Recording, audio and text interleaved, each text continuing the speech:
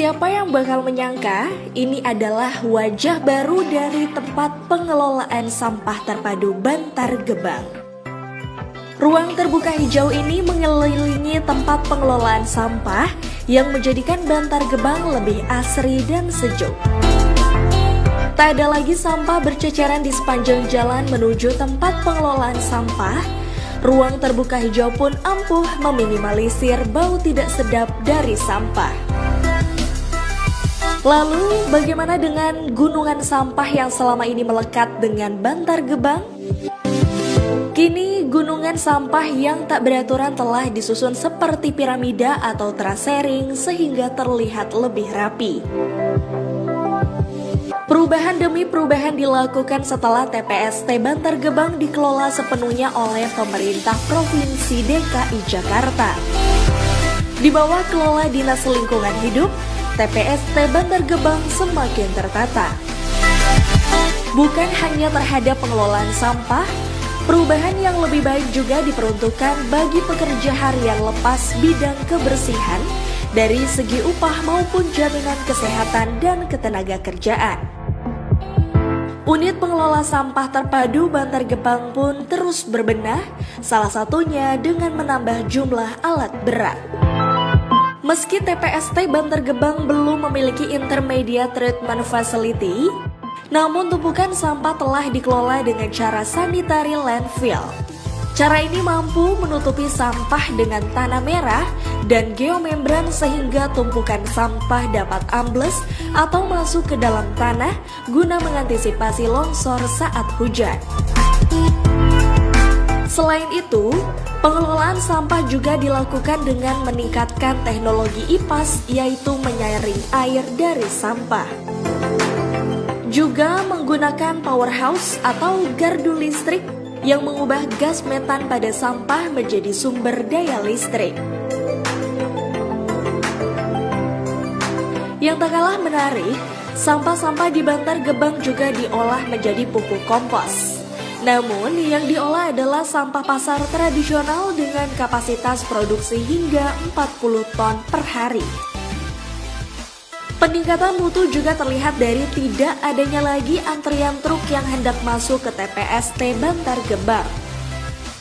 Selain itu, kondisi truk sampah juga dipastikan dalam keadaan baik dan layak beroperasi. Saat tiba di TPST Bantar Gebang, truk ditimbang beban muatannya terlebih dahulu. Sebelum berangkat menuju Jakarta, truk pun harus dibersihkan. Sehingga saat hendak mengangkut sampah di berbagai wilayah, truk sudah dalam kondisi steril dari sampah. Pencucian truk dan alat berat dilakukan untuk mengurangi bau dan memperpanjang masa pakai. Sejak bulan Juli 2016 kami take over penanganan Bantar Gebang yang tadinya ditangani oleh joint operation antara Godang Tua Jaya dengan Navigat Organic Energy Indonesia.